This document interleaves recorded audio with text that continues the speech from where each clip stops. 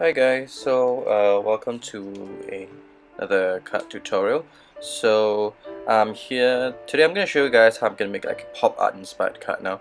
And this sort of just came to me while I was looking at the Altenew vintage roller stamp set, and I thought like, what could I do with this? And like a lot of them do like this kind of tone on tone sort of effect to give the flowers more depth. But this time around I want to do something a little bit different. I want to do like where colors are very contrasting. So here you see me, I've used the Spectrum Aqua gold watercolor markers, and I've just painted onto like a simple acrylic block, and I sprayed some water. Now this word of warning for the Spectrum Aqua colors: the colors tend to change a little bit when you use it with water, so you may want to test out to see how it is. Now in my opinion, I actually like this better for this project as opposed to say the distress markers. The distress markers take a little bit more water to kind of get it to be more diluted in its color. And because we're going to stamp on top of this background later on, you don't have like a background that's just too intense, which tends to happen with the distress markers. But of course you could use those and just watering down a little bit. Um, and I think some people have done like a comparison video between the two, and one of the things you realize is that the color of the Spectrum Aquas are just generally more brighter, whereas the Timos marker are just a lot darker.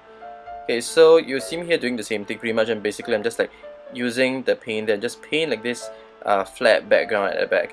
Now of course you could just use like cardstock that had similar color to do this, but one of the things that I've tried to experiment on the side is that they don't tend to do the stamping later on as well, and it doesn't really come out as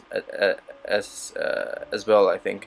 And because I'm using like a combination mostly dye inks, I thought it was important to kind of have a background that was sort of like muted, and where the background was quite be able to absorb, if you will, the dye color, so that the layerings of the different inks can happen over each other. So if you're going to use a cardstock that's already like in that color, then you might have some difficulty. Okay, so I did a little bit of snipping just so that you won't get bored of me coloring a plain background. As you can see, I really like the whole like kind of like washed effect like you get with watercolor, and that was kind of the background I'm going for. As you see in the final product later on, this effect is what really gives that whole pop art look a little bit more, I guess, life, if you will. Um, and okay, here I'm getting out my Altenew stamps and getting out three colors, two in which are close to each other when they are stamped onto that background, and one which is a contrasting color. So here you have orange soda, and the other two colors I use is grape juice and deep sea from Lawn Fawn instead from the rather than the Hero Arts shadow ink, but they kind of like behave the same way, just like a different shade of color. Okay, and the thing is that you kind of have to experiment around with what you have, um, because you don't want your the largest first image that you're going to stamp down to be too um, dark. Otherwise, you just occlude the colors that the other two are going to introduce when you stamp it over.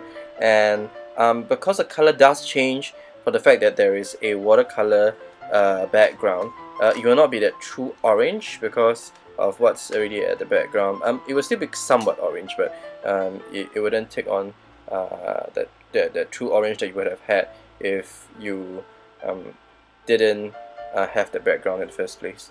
So here I'm using like the grape juice to stamp over with the second layer of that Altenew building stamp, and I would say that the darker your color, the truer the color would be. So if you want to like experiment and see how it goes, then you want to work from the lightest to the darkest, so that the most detailed aspects of the rose or the vintage rose, or whichever image that you're using as a kind of like a shadow building stamp sort of effect, um, uh, you want to like have that as the most detailed to be most stark in contrast when you do the when the image does come out. Okay, and so for the following rows, um, I'm gonna move on to stamp on that yellow part, if I'm not mistaken. I'm not gonna bore you with too much stampings on the way, because otherwise just see me then making a lot of stamps, which is actually the same step. Um, I would, however, try to tell the colors that were involved in making this particular row. So this was made with All Hero Arts ink, Pool, and you will see that the first time that I stamp it, that the pool actually gives kind of this almost tealish green color because of the yellow background. But I would stamp it the second time so that I can get like a deeper pool color. And then the next two colors, which are close to each other, the contrasting color is the mid-tone red royal ink, shadow ink from Hero Arts, as well as the pale tomato. Okay, and you'll see me doing that stamp twice. So like the first time around, I get a more kind of like greenish off green sort of look, and the second time when I go around with it, just to give like a deeper color, you get color, and this you can actually achieve similar results stamping even on just a white background. That if you want a more intense version of the same color, you can just stamp twice over it. And that's a cool thing about using clear stamps. You actually know where you're gonna stamp, and which you can't really do that with like your rubber stamps. So there's kind of advantages and disadvantages to goes around. And same thing, I'm working from the lightest to the darkest. So after the pool is a pale tomato, and after the pale tomato would be the red royal, which is the deepest red out of these three. Now I'm gonna move my things aside and go for my third stamped image, and that's gonna be on like the purple background. So the three colors I'm gonna use is Forever Green, Tide Pool, as well as I think it's called Lemon Yellow. And these three are Hero Arts shadow inks, mid-tone inks again. And this time around I'm doing leaves instead. Leaves because I think it helps to break like the image. Whereas the rose tends to be a little more circular, you want to have something that breaks out of that image. So I'm using lemon yellow to do like the leaves, the back, the very first layer of the leaf, and I'm gonna press it down a little bit because lemon yellow is gonna be quite light on it, but yet leaves enough of an impression. Now, for the alternate stamp sets, this is the part which I thought it was a bit annoying, but the leaves weren't actually grouped together, so you have to kind of guess where the leaves are, because they're kind of like made to arrange in the leftover spots around the roses.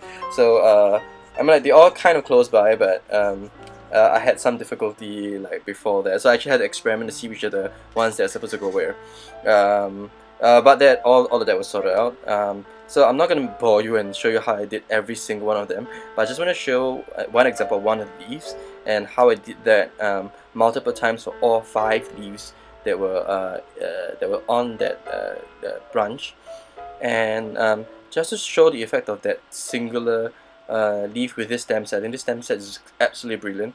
And when you just for that one leaf, you can see how much detail that this stamp actually introduces, and how much for like, especially for this technique, you get a very deep contrast because of the way that the stems were cut and it was made. I thought this is an absolutely brilliant stem set by Altany. So I'm not going to bore you with this, and I'm going to roll it forward till you see me get the images cut down and matted on some black cardstock. Okay, so now the things are all matted on black cardstock, and you can see I've actually intentionally cut it off like to kind of like part of the image. So it really does look like kind of like a pop-up gallery sort of look, that you have like your image all cut off at its slight angle.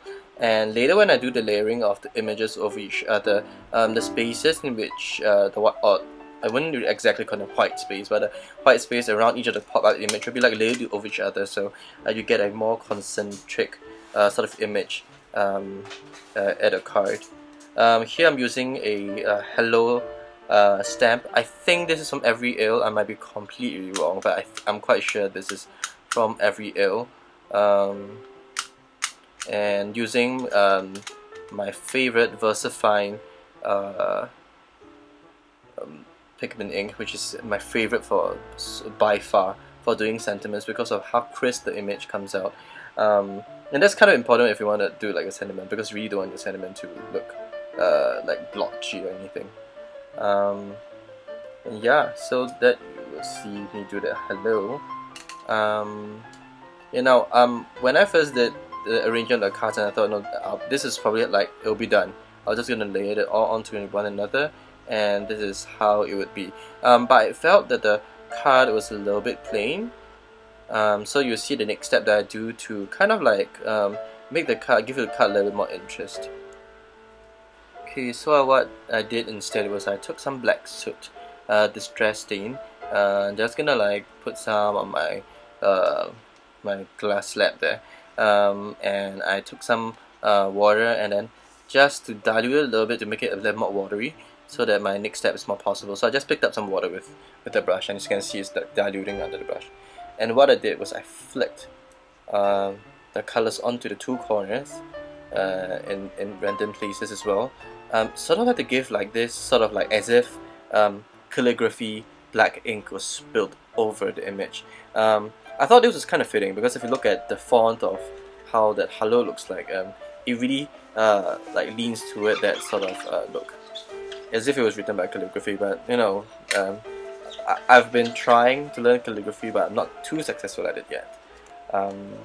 And so here I'm gonna go back to arrange the cards for just the final arranging, and then the card will be done.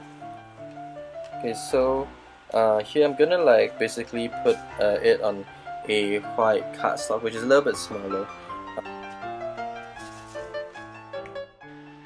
Okay, so I'm kind of messed up like the last part of the video a little bit, so I'm just gonna show you the card. And so basically what I did was I did like a foam tape to pop up that white on white, and I did and the rest of the elements just go right flat on, except for the yellow panel of where the rose is at. The yellow panel with the rose is actually put an additional foam adhesive. So here you see the card in its totality, and I hope you enjoyed the video, and I'll catch you guys in the next video. Thank you guys for watching. Bye bye.